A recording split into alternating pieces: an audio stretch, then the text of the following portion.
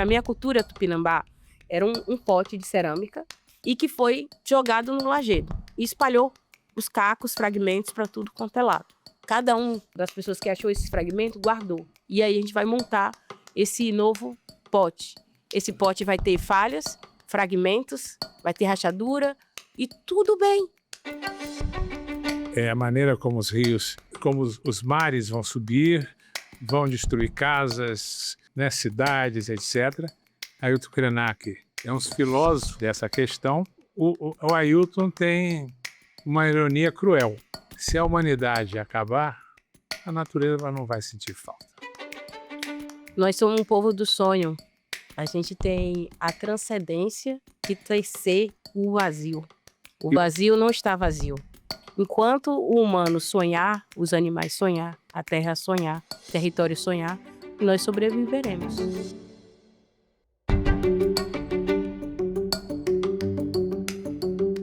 Durante toda essa temporada, o podcast Impacto Social FGV discutiu caminhos para compreender o Brasil contemporâneo. No episódio de hoje, encerramos essa jornada olhando para a memória, território, arte e futuro. A partir da exposição Eu Chorei Rios, recebemos 2 convidados fundamentais para pensar a cultura e a sociedade no Brasil de hoje. O curador Paulo Herkenhoff e a artista e curadora Glicéria Tupinambá. Glicéria, Paulo, prazer receber vocês aqui no Impacto Social FGV. Então, Glicéria, eu queria direcionar a primeira pergunta para você. Quem chorou rios e por que esse nome parecia inevitável para essa exposição? Essa é uma boa pergunta, porque assim, tem uma relação muito coerente, né, com as exposições anteriores, aqui com o nosso parceiro, Paulo, e ele pode estar fundamentando melhor, porque ele está trazendo essas questões de chorar o rio também relacionado a todo esse impacto ambiental que acontece em nosso país, né? Desde toda essa agressão aos rios, e também está ligado também a esses sentimentos internos desse inconsciente, né, Paulo? Sobre a questão das pessoas, né? Então, eles traz todos esses sentimentos, e não só esse sentimento de impacto ambiental, mas também pensar esses outros rios, né? Então... Paulo, quem chorou rios? Quem chora rios é o mundo. Os rios poluídos, a bacia amazônica poluída, os furos de Belém poluídos, o Brasil, né? E a própria artista. Porque, como diz o Shadalu Tupã Jecupé, um Guarani que está participando na exposição, dentro de nós corre um rio, né? E nós temos rios, nossos rios também choram interiormente. Pode ser uma perda de amor, uma perda de alguém que a gente goste, né? Enfim, a vida também é feita de perdas, mas não de perdas inevitáveis. Porque a destruição da Amazônia é um crime da humanidade, contra a humanidade, né? É a maneira como os rios, como os mares vão subir, vão destruir casas, né, cidades, etc. E se a gente pensar se há possibilidade de volta, alguns dizem que não. Mas quando a gente vê o Brasil diminuindo o desmatamento no ano em 26%, e isso significa 16% a menos desmatamento no mundo, podem ajudar a que os rios não chorem. Glicéria, quando a gente fala de rios, a gente está falando de natureza, e eu entendo que isso tenha uma conexão muito forte com o povo tupinambá. Queria que você falasse um pouco da sua vivência na terra, com o solo, com o rio, com a natureza de uma forma geral, até passar uma mensagem para as pessoas, né? O que é o povo tupinambá? Então, eu sou Glicéria Tupinambá, lá do sul da Bahia, território Tupinambá de Olivença, região Cacaueira, do bioma de Mata Atlântica. Então, a gente tem um rio lá, chamado Rio Una, tem um nascente do rio que nasce dentro do meu território, que é o Rio Maruim. Então, esse Rio Una é um rio de médio porte e ele é um rio de água escura. E ele, dentro desse rio, ele tem vários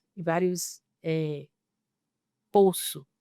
E a gente tem alguns poços que é a morada dos encantados. Então, esse rio, para a gente, também tem esses lugares sagrados. A minha infância foi pescar de jereré nos rios. Então, comer, se alimentar, muitas coisas que eu vivi dentro do meu território, hoje muitas crianças não têm acesso a tudo isso, né? E a minha luta pelo território justamente era para que meus filhos, né, outras pessoas da outra geração, pudessem também repetir os mesmos atos como criança eu fiz, de pescar de jereré na beira do rio, de ter o que comer, tomar banho. E graças a Deus, a nossa luta para a recuperação do território, a gente tem o rio recuperado, porque no início da luta, justamente, a gente fez essa ação de nossa primeira arma foi uma câmera filmar para denunciar os crimes ambientais, e um deles também ligado ao rio. E quando a gente recupera esse rio, né, porque a gente tinha mais de 500 nascentes de rio e com o desmatamento reduziu-se para 9. Então a gente ia ficar sem água. E aí quando a gente resolve pisar na terra, ocupar esse território, e a gente expulsa os fazendeiros de dentro da área e dos madeireiros, pescadores que jogavam veneno no rio, o rio teve a chance de se recuperar. E aí hoje a gente recuperou mais assim de 200 nascentes. E aí isso para a gente foi significante, porque como no período que teve a seca na cidade de Itabuna, em 2015, foi os nossos rios que abasteceu a cidade. Então, para a gente, a natureza nos perdoa. Isso que é o mais importante para a gente. Por mais que você agride ela, mas ela te perdoa devolvendo a água. Se você deixar a mata recuperar, o nascente, o olho d'água, brota de novo. Ô Paulo, eu queria fazer uma conexão do que a Glicéria falou com a exposição anterior, que é adiar o fim do mundo, né? Esse é o que seria o caminho para a gente adiar o fim do mundo? Preservar a terra, preservar a natureza? Evidentemente, né? E Ailton Krenak é um filósofo dessa questão, e o Ailton tem uma ironia cruel. Se a humanidade acabar, a natureza não vai sentir falta, né? E isso, então, ele, claro que nessa ironia, ele não está falando de deixar as coisas acontecerem, mas ele está avisando, né? E ele apresentou artistas muito pontuais, né? E nós tínhamos também uma série de jardins que eram jardins que, de certa maneira, não só adiavam o fim do mundo, mas eles ressimbolizavam o mundo. Então nós tínhamos um jardim guarani com as primeiras palmeiras que eram gerivá criados no mundo. Nós tínhamos um jardim do cabelo que ligava citões de espiritualidade das plantas, as plantas sagradas para as religiões de matriz africana, junto com o Buda, junto com o espelho, como se fosse um espaço de reflexão. Olha, né? Veja a placidez do Buda, a situação de alerta de uma planta sagrada, né? Nós tínhamos um jardim que havia tomado conta de um móvel, indicando, por sua vez, que o fim do mundo, né, vai acontecer aquilo com as terras, etc. e tal, e o mundo não vai perceber, não vai se importar. Nós tínhamos um jardim comestível, né, das plantas muitas vezes consideradas daninhas, né? Nós tínhamos um jardim feito pela Rosana Palazian, que era um mapa do Brasil com terra das 5 regiões do país, nos seus respectivos pontos, né? E ali, dessa terra, foram nascendo plantas trazidas junto da própria terra, né? E, de repente, era um jardim que reunia plantas de vários biomas. Esse jardim cresceu, deu frutas, apareceram borboletas, um pássaro fez um ninho, né? Então, eram formas de pensar dos artistas de adiamentos do fim do mundo. E como que a gente chega na exposição atual? É uma evolução natural da exposição anterior? Bom, eu acho que nessa exposição nós temos vou usar um jargão, que são relações, afirmações muito enfáticas de indivíduos indígenas falando em nome dos seus povos, né? Dos donos da terra, das mulheres, né? Da boa relação entre os grupos.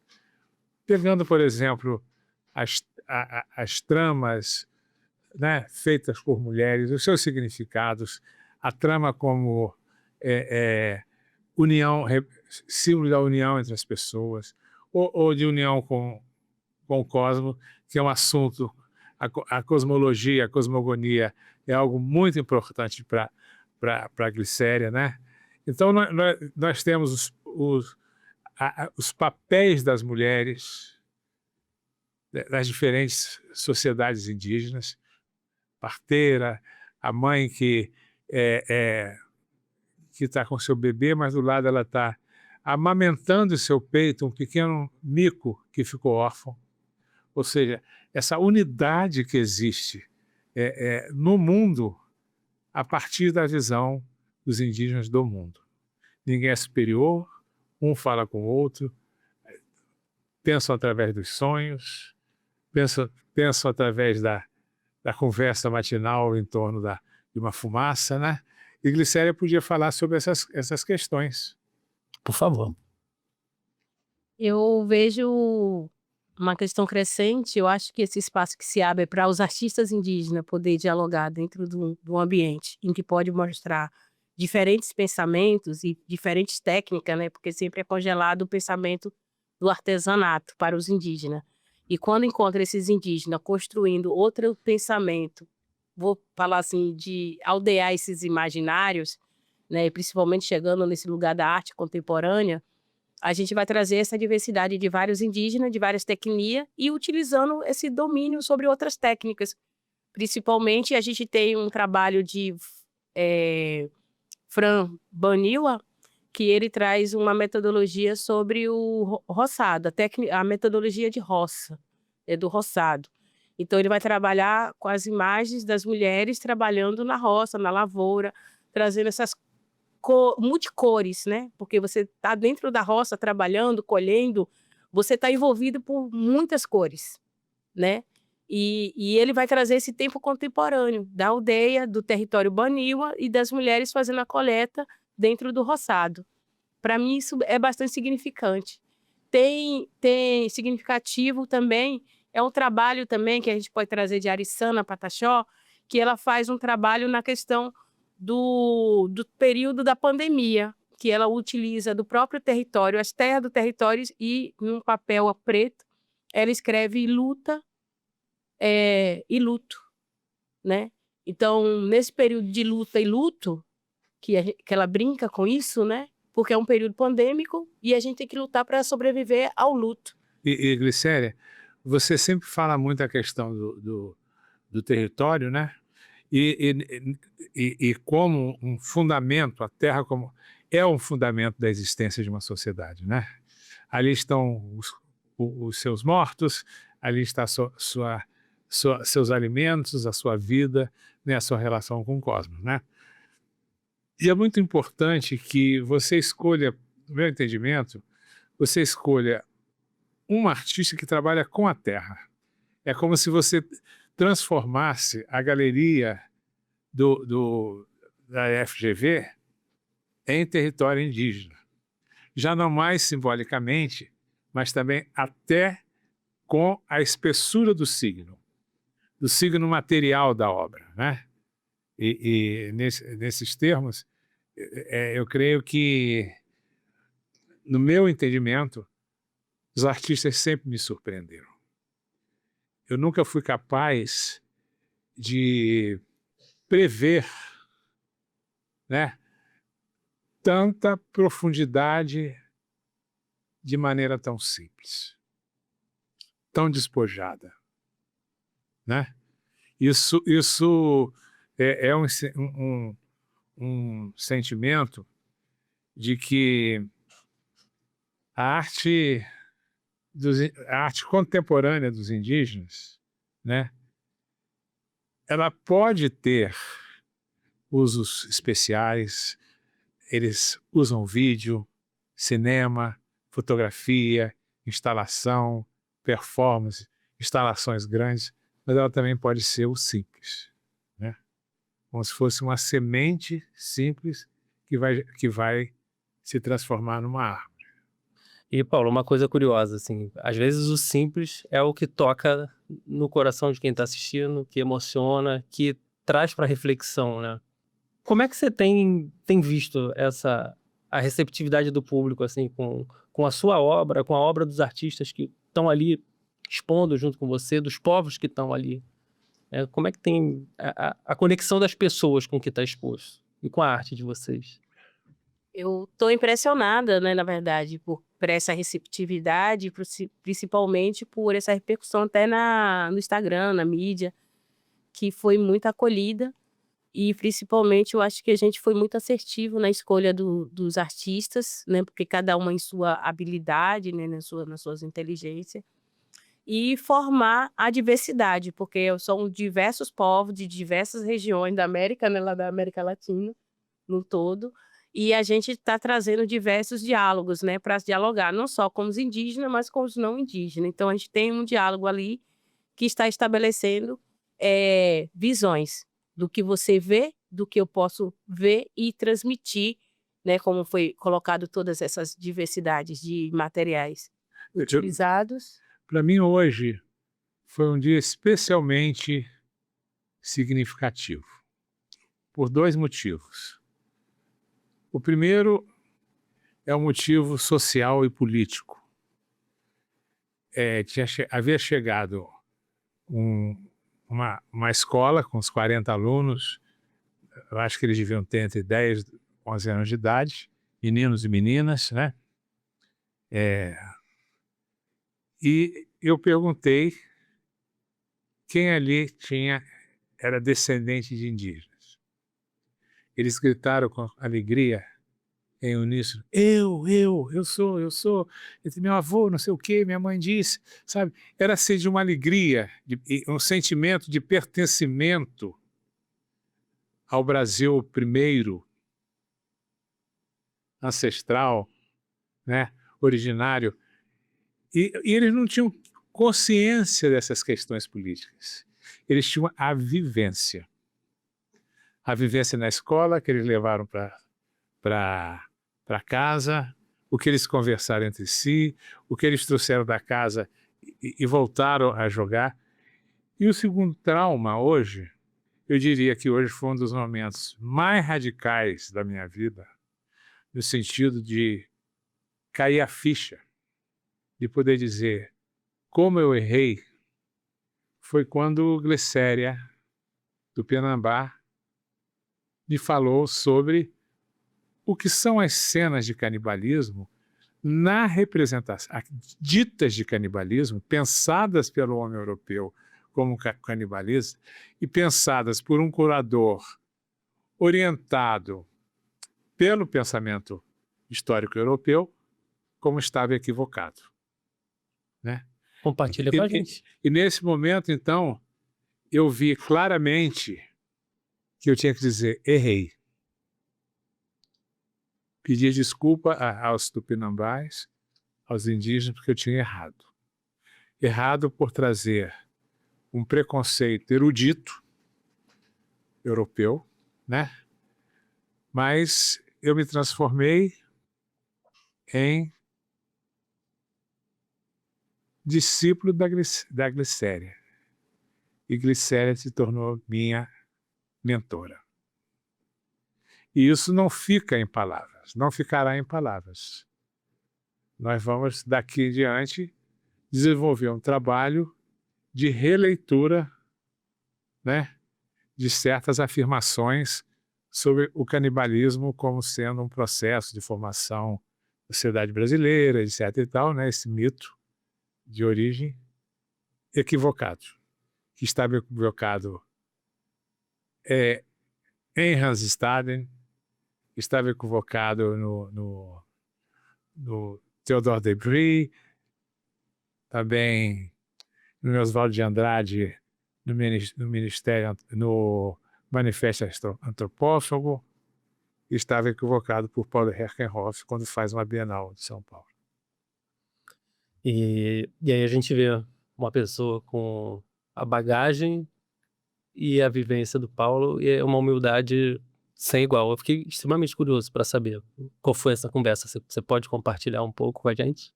Claro. Sobre essas equinografia de Eckhout, né, que sempre as pessoas trabalham dentro dela, e aí tem a imagem da Tupi, né, da mulher Tupi, e da mulher que é chamada de Tapuia. Sendo que a palavra Tapuia, denominada pelo povo Tupinambá ao outro, diferente de que fala de mim, ele chama de Tapuia, aquele sujeito a ser escravizado. Significa isso.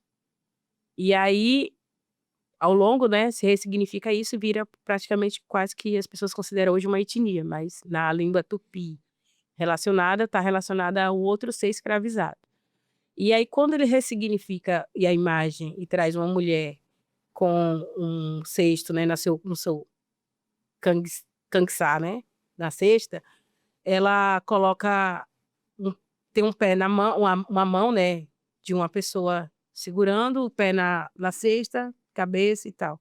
Essa imagem do Eckhout retratando isso, ele traz uma narrativa do meu povo, que é o papel das mulheres indo para a guerra. Quando as mulheres vão para a guerra, com os seus guerreiros acompanhando, a responsabilidade dela é, se o nosso guerreiro for abatido, ela não tem que trazer alguma coisa de volta. Então, como não pode trazer o corpo inteiro, então ele tira o pé, tira a mão e tira a cabeça. E coloca na cesta e traz de volta e coloca no muquém. E ele vai fazer a cura, né, para não estragar, para poder chegar dentro do território, para receber os devidos rituais, o qual esse guerreiro vai se tornar um encantado que vai guarnecer de novo o território. Então, essa equinografia, né, ele foi apagada durante esse longo do tempo, principalmente o papel da mulher, né, que ele sempre é colocado no papel secundário, e nunca foi olhado para o papel real das mulheres e a função dela, a função social dela na guerra. E aí essa responsabilidade que ela devolve para o povo. E aí, quando há essa narrativa é retratada nas equinografias, o outro, quando lê essa imagem, ele sempre volta para a questão do selvagem, da questão do canibalismo, como se fosse um açougue. E, na verdade, não. Porque a gente, também, os instrumentos musicais, igualmente a flauta, ela é feita da canela do inimigo abatido. Então, quando o guerreiro é muito querido, as suas partes também é transformada em instrumentos musicais que era para continuar vivendo dentro do povo. Então, isso não foi visto durante muitos períodos. E quando eu pego esses testemunhos, nessas leituras de Randstad, Debré e outros, eu vou lendo e vou encontrando isso. Mas o que me chama a atenção para tudo isso é um mapa, principalmente de um pesquisador da época, né, que veio para essa região em 1539, que é Jean Routes, que é um francês. E ele vem porque ele veio estudar para saber a possibilidade de ocupar o território. Como é que os franceses poderiam ocupar. Então ele vem para esse período e faz um passeio daqui dessa região todinha, Rio de Janeiro, até Bahia e tal, e sobe. E ele faz esse mapa. E é um mapa que representa tudo ao mesmo tempo. Está acontecendo a venda do pau-brasil, a troca, né, a leva do pau-brasil pelos portugueses, está acontecendo a ida para as guerras, está acontecendo os rituais, está acontecendo tudo, o abate do inimigo. Então é um mapa, para mim, que é completo que esteja acontecendo. Então, quando eu olho hoje, A gente está aqui, né? O avião está passando sobre nós, o metrô está ali, alguém está pegando o ônibus. Então está acontecendo tudo ao mesmo tempo. Então tudo era possível. Então as pessoas pensam numa narrativa sem relação. Ela pensa que esteja acontecendo agora, isso vai acontecer, e aí passa um período para depois a outra coisa acontecer. Mas está acontecendo tudo ao mesmo tempo. Eu queria colocar uma coisa sobre a Bienal, porque ela trabalhou sobre um problema no sentido não de um sentido ruim, mas no sentido de algo que instiga uma reflexão em busca de resposta, né? Então ela colocou um problema como estava em 1997, quando ela começou a ser feita.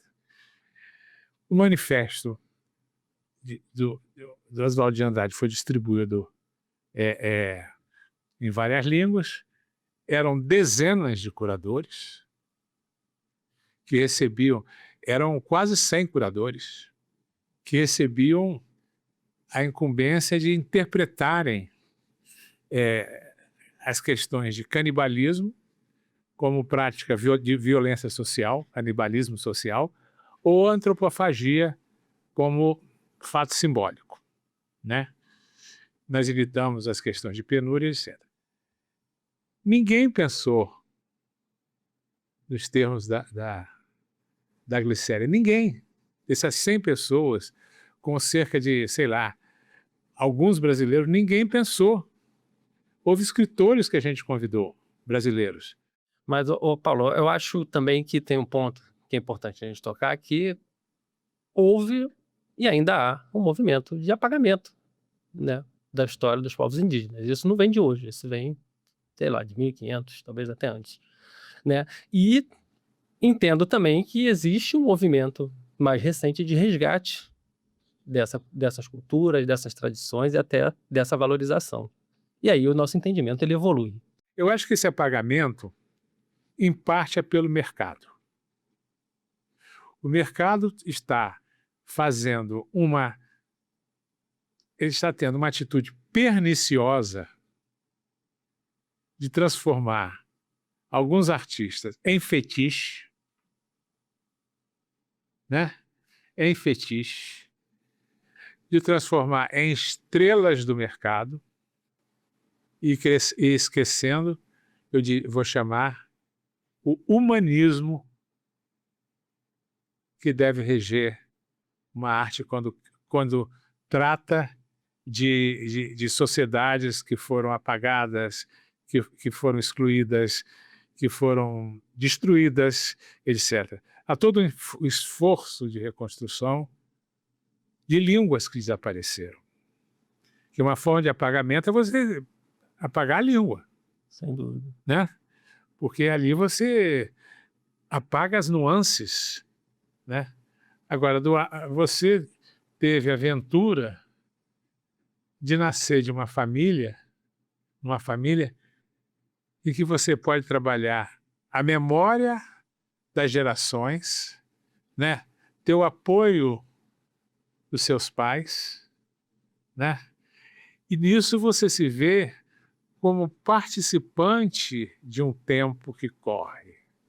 Esse rio que o Shadalu diz que corre dentro de nós, também é um rio que corre entre nós. E, no seu caso, entre gerações, entre familiares, mas entre aquilo que você pode chamar de parentes, que são os demais povos indígenas. Pode complementar. Tá. Eu vejo da seguinte maneira, né? Na verdade, existiu um projeto de apagamento e ele foi implantado e estava em curso. E principalmente eu sou prova disso que a minha etnia foi considerada extinta. Então o processo de voltar a estudar, de pesquisar e fazer esse povo em 2000 voltar a existir, né? E hoje as pessoas entenderem a existência dos povos indígenas originários, né? É um processo contínuo e constante para falar dessa presença. E hoje, para mim, a crise no Brasil é identidade. As pessoas vão muito se procurar, vão fazer esse caminho de volta para casa e sempre vai encontrar um povo e não vai encontrar etnia, por causa desse apagamento constante, principalmente da avó, da bisavó. Muitas pessoas só têm a memória do caça-índio, no período do caça-índio, que é a minha avó, minha bisavó, pego a laça, dente de cachorro, que isso aqui não foi a minha realidade. Mas também não foi fácil garantir e viver dentro do território tradicionalmente ocupado por nós, porque teve muita questão da invasão. É tanto que a gente fez um trabalho de mapas, né? Na década de 80, que meu avô estava vivo, o território era todo mata virgem, mata bruta. E aí, com a morte do meu avô, veio a invasão. E aí, para garantir esse território. Então, o nosso território foi bastante invadido, desmatado, até 2004, que a gente resolve fazer o levante e ocupar o território e retomar. Quando a gente faz isso, a gente ocasiona uma colisão com a questão do desmatamento. E aí, se você vai pegar os mapas atuais, as áreas de retomada tudo se recuperaram.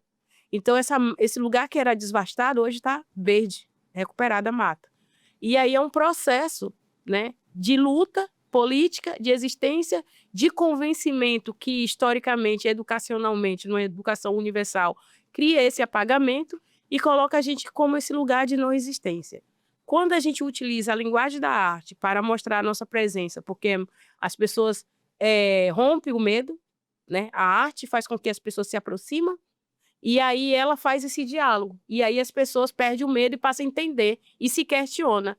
E faz a busca de volta para sua casa. Vai buscar sua avó, seus arquivos, e vai entender que sentimento, que pertencimento é esse e que identidade é essa que o povo brasileiro se constitui.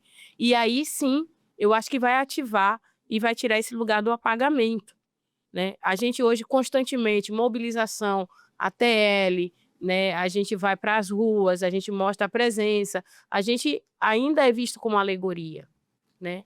Mas a gente, quando vai ver, a gente está sempre em área de conflito, então a gente sempre é colocado nesses lugares, e nunca nesse lugar, solo sagrado da arte, como a gente contribuiu para a arte brasileira e outras reticências. Mas eu vejo de uma forma que a gente pode ter esse lugar de fala, de coexistir. Tem uma pessoa que eu acho que é a maior referência para mim é Sandra Benite, em que ela tem uma fala de seguinte maneira, é Niessé. Niessé quer dizer o desejo de fala. Então, nós, povos indígenas, chegamos com esse desejo de poder falar. Porque sempre... A Sandra Guarani, né? Sandra Guarani, Sandra Benites Guarani. E hoje ela trabalha na Funarte. A presença indígena sempre teve. É porque as pessoas, quando tiram o cocá, tira a pintura, a pessoa não reconhece o outro. A gente fala... Eu vou trazer aqui um fato, que é de logo no período da colonização, que é de 1538, onde José de Anchieta chega, ocupa e monta as escolas e pega esses estudantes indígenas e eles mandam para a Europa, manda para a Universidade de Basel. Isso naquela época, o qual a produção desses indígenas, que seria a gramática do Tupi antigo, é assinada, como era de conforme às normas, né? Quem assina é José de Anchieta. Mas quem escreveu? E a leva desses estudantes? Estou falando porque tem matrículas. São matrículas. Eu não estou criando dados. Ser pesquisador indígena e poder acessar esses espaços e fazer essa leitura, porque a gente passa de um lugar... O que é que a gente está olhando? O que é que a gente está vendo? Porque tem tanta lacuna, tantos fragmentos nossos espalhados no mundo, e a gente, para mim, eu vou fazer uma fala aqui, que é o seguinte: para mim a cultura tupinambá era um pote de cerâmica e que foi jogado no lajedo e espalhou os cacos, fragmentos para tudo quanto é lado. E aí, cada um das pessoas que achou esses fragmentos guardou, ficou com ela. E aí agora passa nós indígenas recolhendo esse fragmento, e essa relação, para mim, é a cola. E aí a gente vai montar esse novo pote. Esse pote vai ter falhas, fragmentos, vai ter rachadura, e tudo bem. Olha, o que você está colocando, essa ideia da colagem, né, do brocage, Seria de Levi-Strauss, né? Então, e é curioso também, eu queria fazer até uma conexão. Na primeira temporada do Impacto Social, a gente entrevistou o professor Celso Castro, que fez um trabalho com o povo apinagé, a partir do material do Roberto da Mata, né, do trabalho que o Roberto fez no século passado lá com os apinagé. E é muito curioso que foi justamente isso que o Celso trouxe para a gente de memória, assim, que a pessoa conseguiu rever ali um antepassado e conseguiu dar significado para muitas coisas que às vezes ficam na oralidade e acabam se perdendo, né? Então, assim, poder recontar essa história, se reconectar com o seu passado, eu entendo que tem um valor muito especial para os povos indígenas. Eu queria colocar aqui uma posição que é a noção de salto epistemológico, né? Quando o conhecimento humano dá um passo adiante grande. É quando se descobre a lei da gravidade, né? Que a Terra é redonda, que a Terra não é o centro do mundo, nem o Sol. Esses são passos epistemológicos, saltos epistemológicos. Para mim, o que ocorre hoje entre os indígenas brasileiros são algumas questões ligadas a conhecimento e memória. Uma, o salto epistemológico de buscar uma outra história contada a partir dos seus fragmentos, como você colocou, né? Então, uma história que tem um outro sujeito enunciador e pesquisador. Esse salto epistemológico não se dá por acaso. Tem muito esforço, tem muita busca, tem muita viagem no tempo, viagem no espaço, viagem na memória, conversa entre parentes, né? O segundo é a ideia de que existe algo que agora toma um nome, que é o racismo estrutural. A gente fala sobre povos negros, mas podemos falar de também indígenas, né? O outro ponto, né, é que os indígenas compreenderam que existem instrumentos de luta ideológica, política da sociedade dominante, mas que podem ser tomados e utilizados, né? Que é a universidade, com as suas ideologias, né? São os meios de comunicação, o sistema de arte, né? Então, inverte. Aquilo que apagava, agora vai ser luz. O filósofo Gianni Vattimo disse que há questões que são impossíveis de serem esquecidas. O que os tupinambás não podem esquecer? Historicamente, contemporaneamente e futuramente. Nós somos um povo do sonho. A gente tem a transcendência de tecer o vazio. O vazio não está vazio. Então, a nossa tecnologia, por mais que seja na oralidade transmitida, a gente consegue entender a natureza, as suas camadas e a espiritualidade. Enquanto o humano sonhar, os animais sonhar, a terra sonhar, o território sonhar, nós sobreviveremos. E nunca se perde a nossa memória, nem o jeito de ser tupinambá.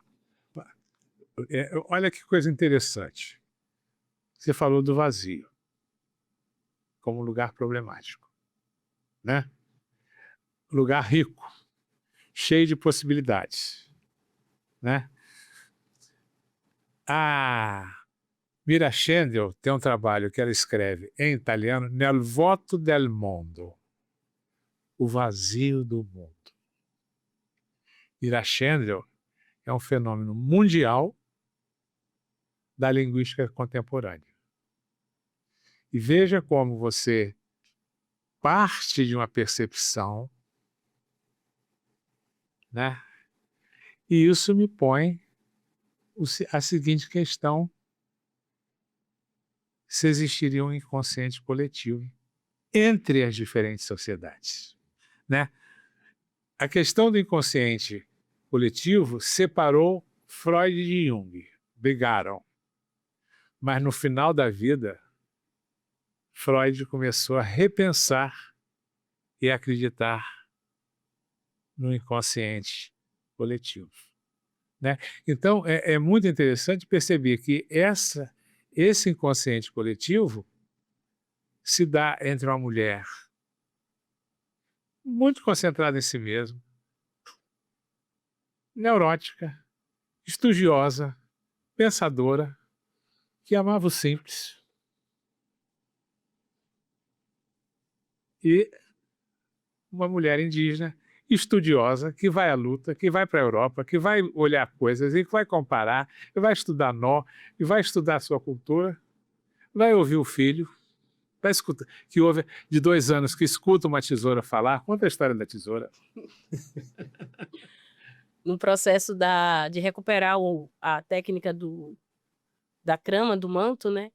Então não foi fácil assim. As pessoas pensavam, tem um manto pronto, é só... Deixa eu voltar então só um minutinho, Tá, que era a desculpa. pergunta que eu precisava muito fazer, Pode que era da fazer. questão do manto Tupinambá. Eu ia trazer essa história e acho que a gente consegue Sim, conectar. claro. Então conta pra gente a história do manto Tupinambá, né? E aí conta a história da tesoura e do fio. É um processo. Então, em 2006, né, para mim, eu decido fazer um manto para agradecer os encantados pelo processo de retomada ao território e não tido um confronto de morte, né? A gente agradecer os encantados porque os encantados faz as intervenções. E aí, que é encantado? Porque senão você vai se perder o que é encantado. Para a gente, encantado, ele está na energia da criação da humanidade, do primeiro mundo, né? Porque o mundo foi destruído várias vezes, então não será o primeiro, nem será o último. Então existe vários fins de mundo.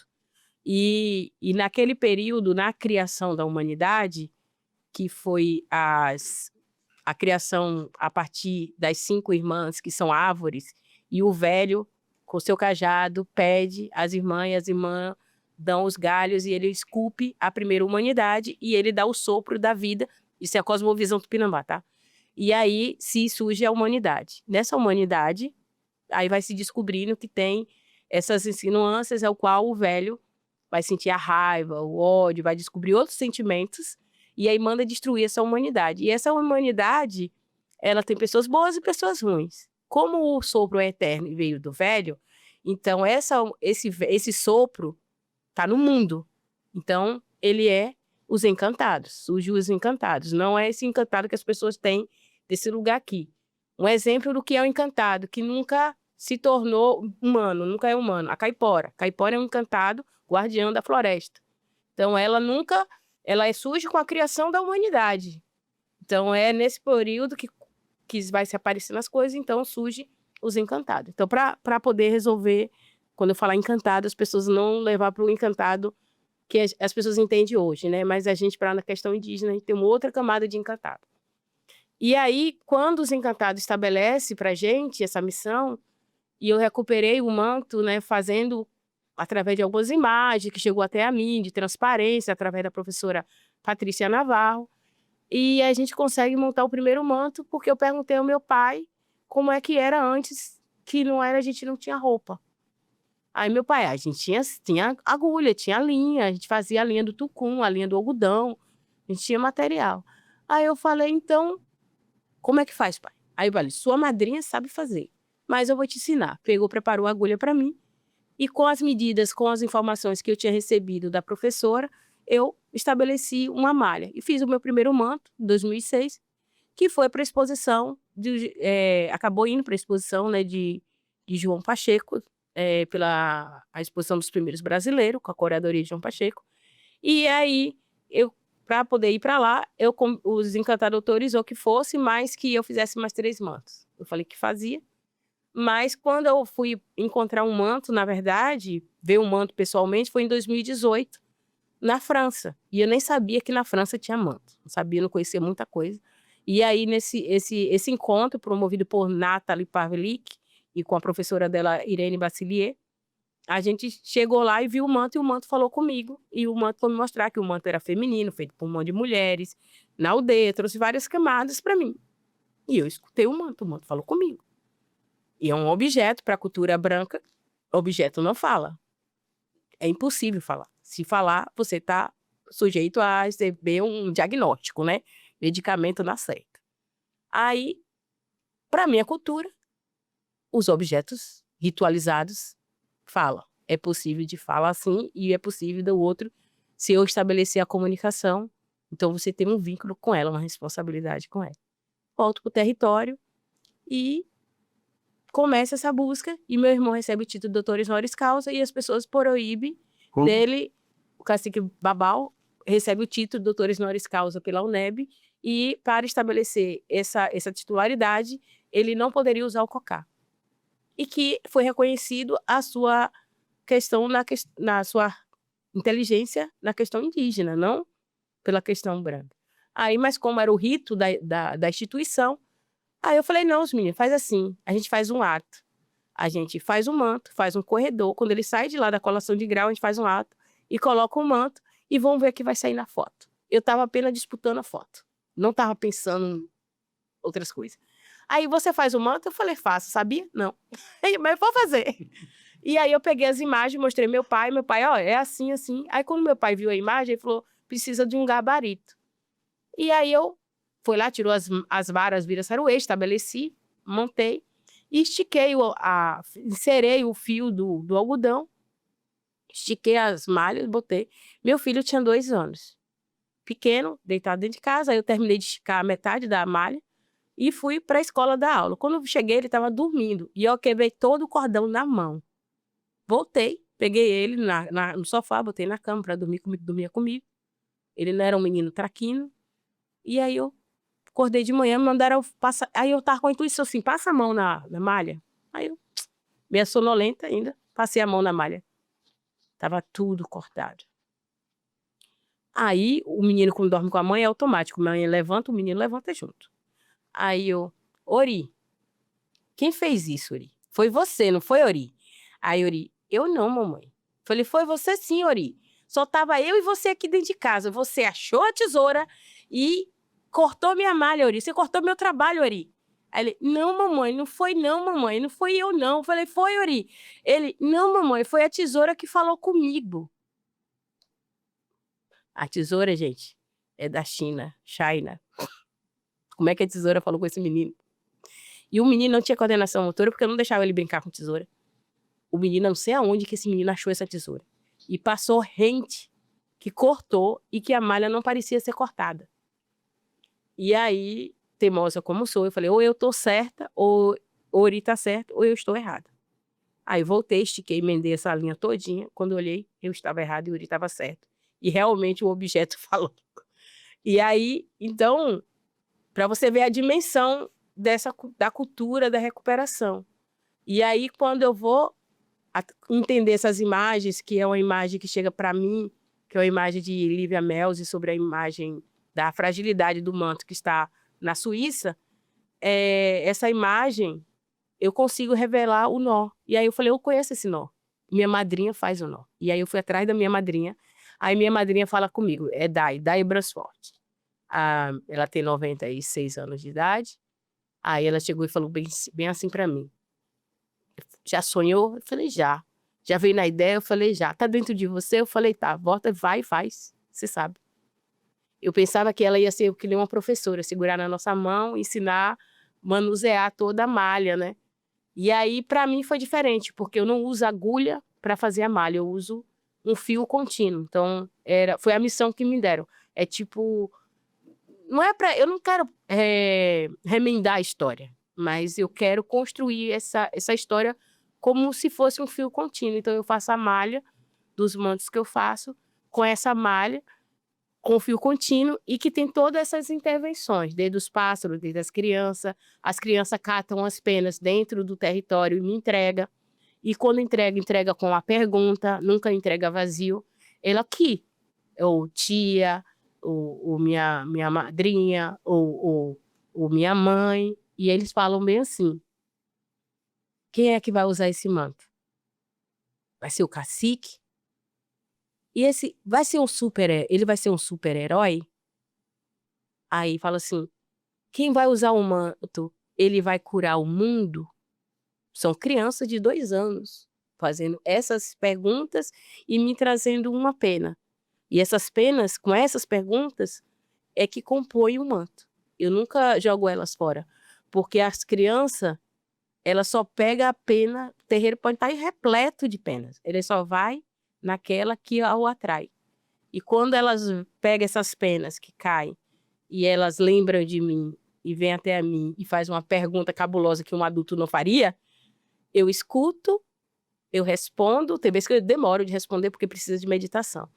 E aí eu vou e aplico essa pena junto à malha, porque eu acho que aí está a força, o diferencial, porque as pessoas têm uma mania de dizer o que é original, o que não é original, né, o que é réplica, o que não é réplica, porque o manto tem construído sobre todas essas camadas, desde o sonho, dos pássaros deixar a pena, das crianças catar, da comunidade, porque o manto é concebido pelas minhas mãos, mas ele é um processo coletivo que nasce dentro do território, e eu faço questão de fazer a ritualística para ele continuar com essa memória do território.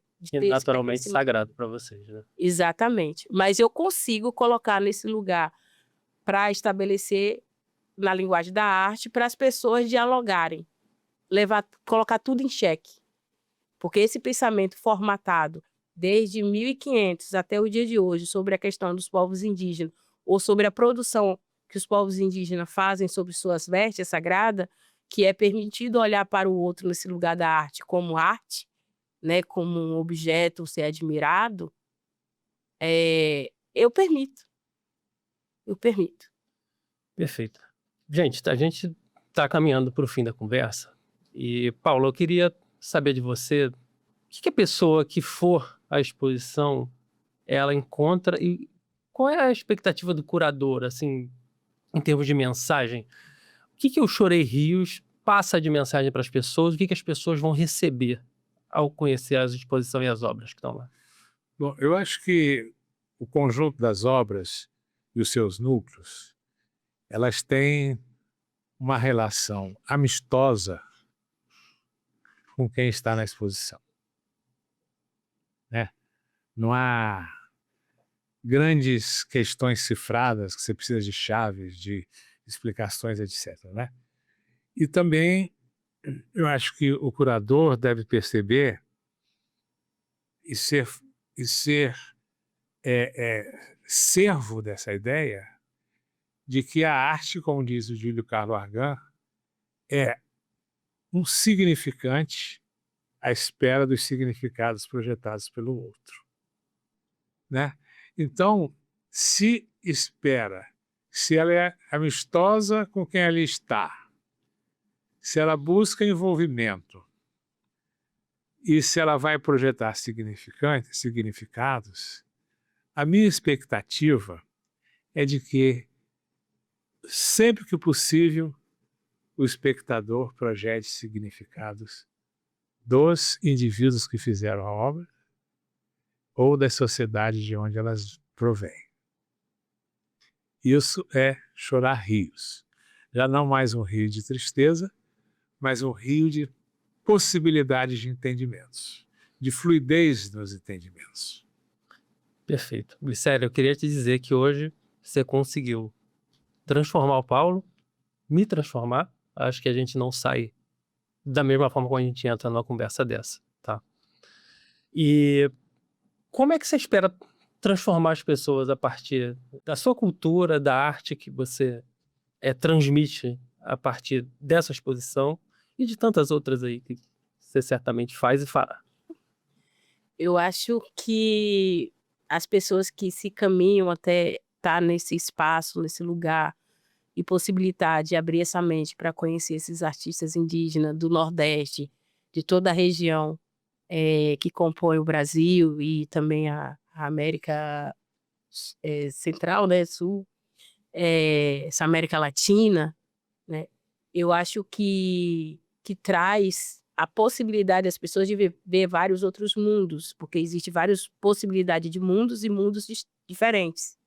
E quando você entra dentro desse espaço e possibilita, outras pessoas ouvirem esses mundos, elas podem sonhar.